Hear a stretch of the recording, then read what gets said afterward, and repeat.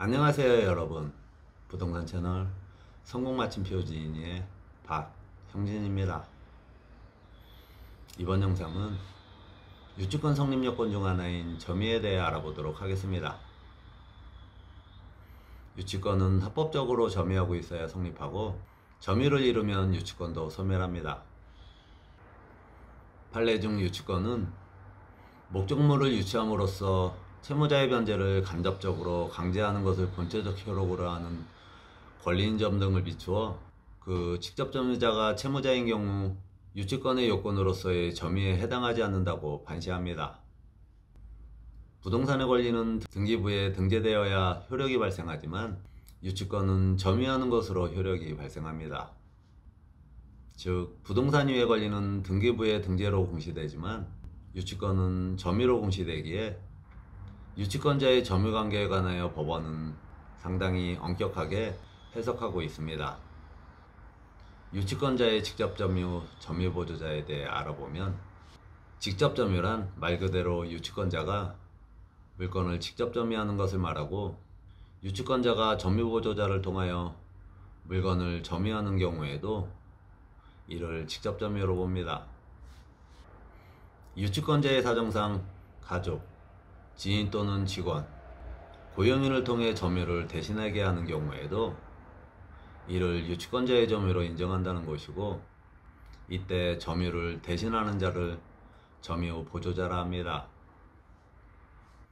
유치권자를 대신하여 물건을 점유하고 있는 점유 보조자는 채무관계가 아니라 상하 지배관계에 있어야 하기에 이들은 점유 보조자일 뿐 직접적인 점유자가 되지 못하며, 유치권자는 물건을 점유하고 있지 않더라도 직접 점유자로서 권리를 주장, 보호받을 수 있습니다.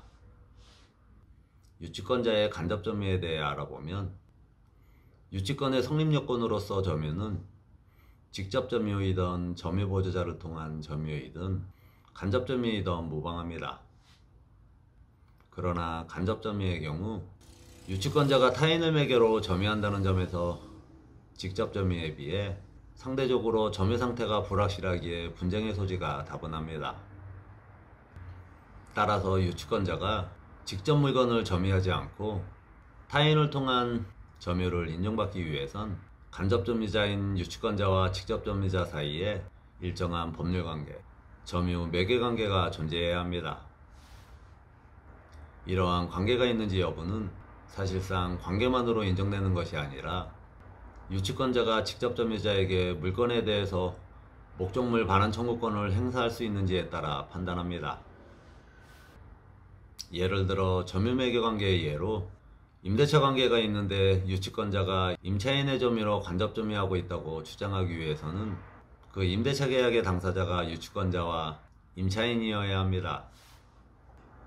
만약 소유자나 채무자와 임대차 계약을 체결한 경우 유치권자는 임차인을 상대로 어떠한 주장도 할 수 없으므로 간접 점유가 부정되어 유치권 역시 성립하지 않음을 이해해야 합니다. 여기서 한 가지 짚고 넘어가야 할 점은, 유치권자는 소유자 동의 없이 유치물의 사용, 대여나 임대할 수 없으며, 만일 소유자의 동의 없이 임대나 무상으로 사용하게 하는 등의 행위를 하게 되면 채무자는 유치권의 소멸을 청구할 수 있습니다. 경매 진행 중에 유치권자가 간접 점유로서 경매법원에 유치권 신고를 하면서 첨부 서류로 임대차 계약서를 제출하는 경우, 그 임대차 계약서가 소유자의 동의를 받지 않은 상태에서 그대로 제출한 경우라면 경매 절차에서 유치권 신고는 신고 자체로 유치권이 인정되는 것이 아닌 유치권 신고가 있다는 사실만을 알리는 것. 즉, 법원은 유치권 신고가 들어오면 경매 절차 진행 중에 어느 때라도 받아준다는 것이죠.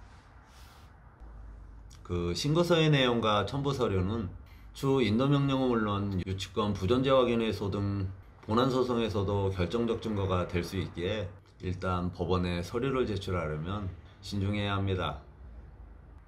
주 낙찰인이 인도명령을 신청하면 법원은 신문 절차를 진행하는데, 여기서 유치권자가 사실은 소유자의 승낙을 받았다고 항변하면서 추가로 소유자에게 추인을 받은 승낙서를 제출하는 경우에도 법원은 특별한 사정이 없는 한 이를 인정하지 않을 가능성이 큽니다.